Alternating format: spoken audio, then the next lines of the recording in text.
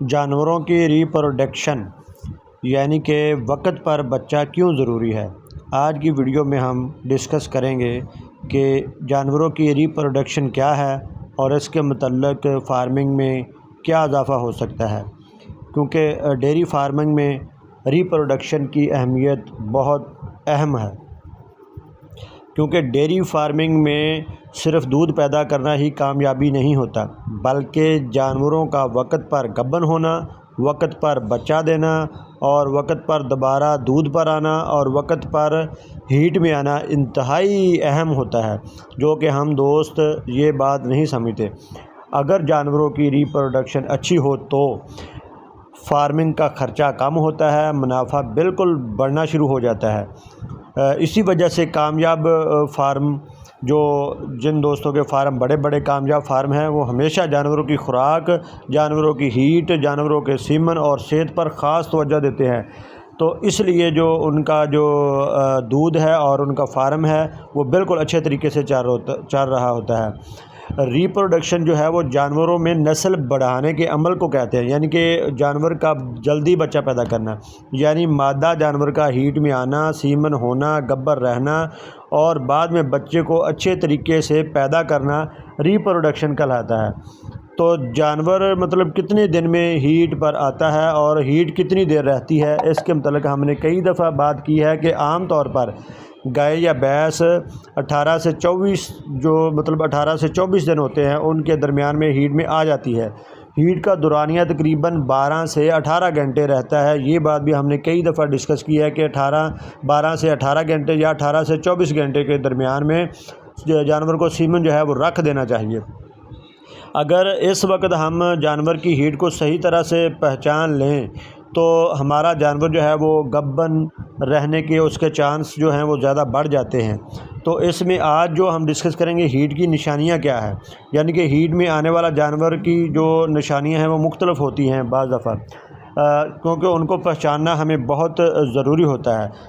سب سے پہلے ہم بات کریں گے کہ جانور کا بار بار آواز نکالنا، جانور بار بار آواز دیتا ہے، اس کے بعد جانور جو ہے وہ بے چین رہتا ہے، خوراک بہت کم کھاتا ہے اور دودھ جو ہے وہ تھوڑا سا کم کر دیتا ہے، دوسرے جانوروں کے اوپر چڑھتا ہے اور کئی دفعہ چڑھنے کی کوشش کرتا ہے۔ اگر دوسرا جانور بھی اس پر چڑھے تو وہ یعنی کہ کھڑا رہتا ہے، یعنی کہ دم جو ہے وہ اس کو بار بار ہلاتا رہتا ہے، بار بار پیشاب کرتا ہے۔ تو اس طرح شفاف سا لیسدار مادہ بھی خارج ہوتا رہتا ہے۔ تو دودھ کی پیداوار میں بالکل اس کے وقت جو ہے وہ کمی آتی ہے۔ تو کبھی کبھی آنکھوں میں چمک اور جسم میں بے چینی واضح نظر آ رہی ہوتی ہے، اور کئی جانوروں میں جو ہیٹ ہوتی ہے اس کی پہچان بالکل کم ہوتی ہے، یعنی کہ اس کو ہم کہیں گے کہ خاموش ہیٹ۔ خاموش ہیٹ کیا ہوتی ہے؟ کئی دفعہ جانور ہیٹ میں تو آتا ہے لیکن واضح نشانیاں نظر نہیں آتی، اسے خاموش ہیٹ کہا جاتا ہے۔ اس کی بڑی وجوہات یعنی کہ کیا ہو سکتی ہے، کس وجہ سے یہ جانور اس طرح ہوتا ہے؟ جانور کمزور ہوتا ہے، اندر سے خوراک کی کمی ہوتی ہے، منرل کی کمی ہوتی ہے، شدید گرمی کی وجہ سے بھی ہو سکتا ہے، جسمانی کمزوری کی وجہ سے ہو سکتا ہے، پرانی جو بیماری ہوتی ہے اس کے اثر کی وجہ سے بھی ہو سکتا ہے، یا جسمانی دباؤ بھی ہو سکتا ہے۔ ایسے جانور اکثر وقت پر گبن نہیں رہتے اور بار بار رپیٹ ہوتے رہتے ہیں۔ سیمن کروانے کا صحیح وقت، سیمن کا صحیح وقت کامیاب جو ہے وہ ریپروڈکشن کی بنیاد ہے، یعنی کہ سیمن کو ہم صحیح وقت پر اگر رکھیں گے تو ریپروڈکشن کی طرف ہم جلدی چلے جائیں گے۔ اگر جانور صبح ہیٹ میں آئے تو شام کو سیمن کروائیں، اگر شام کو ہیٹ میں آئے تو اگلی صبح سیمن کروائیں۔ اسی اصول کو ہم AM یا PM رولز بھی کہتے ہیں۔ تو جلدی یا بہت دیر سے کیا گیا سیمن جو ہوتا ہے وہ اکثر ناکام ہو جاتا ہے۔ گبر رہنے کے لیے ہمیں جو عام جو ہوتی ہیں احتیاطیں اور اہم احتیاطیں کیا ہو سکتی ہیں؟ جانور کو متوازن خوراک دینی چاہیے، یعنی کہ روزانہ صاف پانی مہیا کریں، گرمی سے بچائیں، منرل مکسچر جو ہے وہ لازمی استعمال کریں، جانور کو کمزور نہ ہونے دیں، وقت پر جو ہیٹ ہے اس کو نوٹ کریں، سیمن ہمیشہ تجربہ کار شخص سے رکھوائیں جو کہ تجربہ رکھتا ہو، ڈاکٹر اچھا رکھیں، بیمار جانور اگر ہو تو اس کا پہلے علاج کریں۔ جانور گبن کیوں نہیں رہتا؟ इसके मतलब अगर हम बात करें कि जानवर गब्बन क्यों नहीं रहे तो बहुत से फार्मर जो है यही शिकायत करते हैं कि जानवर बार बार सीमन रखवाने के बावजूद भी गब्बन नहीं रहता।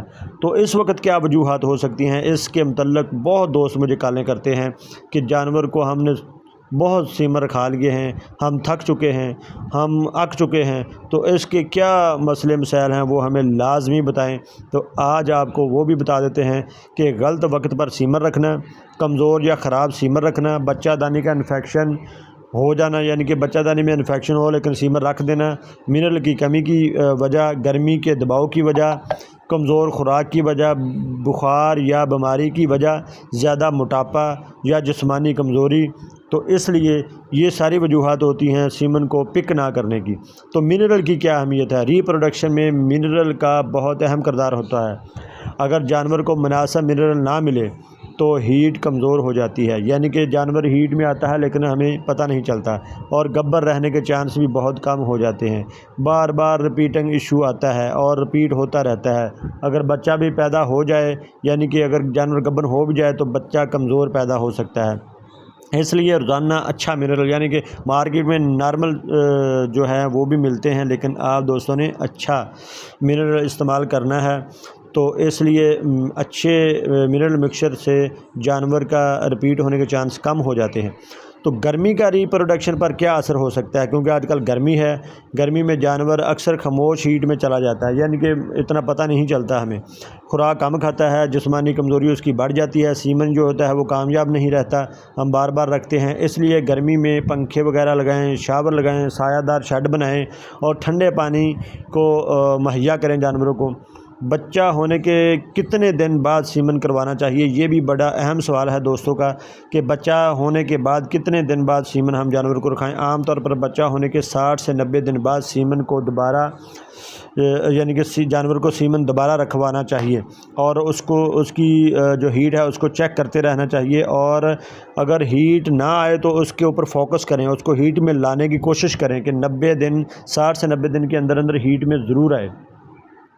लेकिन उसके लिए शर्त ये होनी चाहिए कि जानवर जो है वो मुकम्मल सेहतमंद होना चाहिए, उसकी खुराक भी अच्छी होनी चाहिए और बच्चा दानी भी नॉर्मल होनी चाहिए। तो इसलिए ये चीज़ों का जो हमने फोकस लाजमी करना है।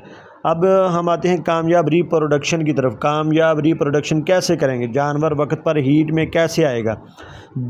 तो एक या दो सीमन में गब्बर रह जाएगा तो और हर साल बच्चा देगा, दूध की पैदावार बेहतर करेगा, जानवर सेहतमंद और एक्टिव रहेगा। तो रिप्रोडक्शन इसलिए बहुत अहम है, इससे जानवर बिल्कुल, ये जो चीज़ें सारी बताई गई हैं रिप्रोडक्शन से, ये सारी जानवर में पाई जाएंगी। और रिप्रोडक्शन बेहतर बनाने के लिए हमें कौन से तरीक़ों पर अमल करना चाहिए?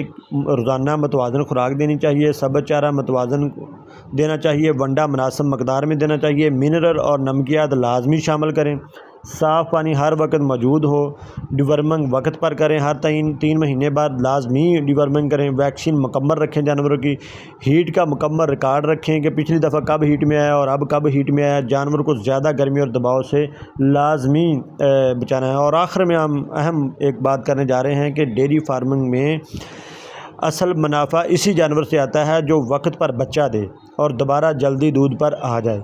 ये आखिरी और पूरी वीडियो की जो बात है कि डेयरी फार्मिंग में असल मुनाफा उसी वक्त आ सकता है जब हम वक्त पर बच्चा ले सकेंगे और दोबारा जल्दी दूध ले सकेंगे। अगर रिप्रोडक्शन ख़राब हो जाए तो दूध, खर्चा और मुनाफा सब कुछ मुतासर होना शुरू हो जाता है। इसलिए कामयाब रिप्रोडक्शन के लिए मैनेजमेंट पर ख़ास तवज्जो देनी चाहिए। और आखिर में आप दोस्तों से दरख्वास्त है, हमारे पेज को ज़रूर फॉलो करें। डेयरी गाय ख़रीदो फरोख्त में जो दोस्त रहते हैं उनको चाहिए कि इस वीडियो को आगे दोस्तों तक पहुंचाएं। जो रिप्रोडक्शन पर हमने बात की वो बहुत बेहतरीन और कामयाब तरीके से बात की आज। तो इस वीडियो को लाजमी शेयर करें। मुझे दे इजाज़त। पाकिस्तान जिंदाबाद।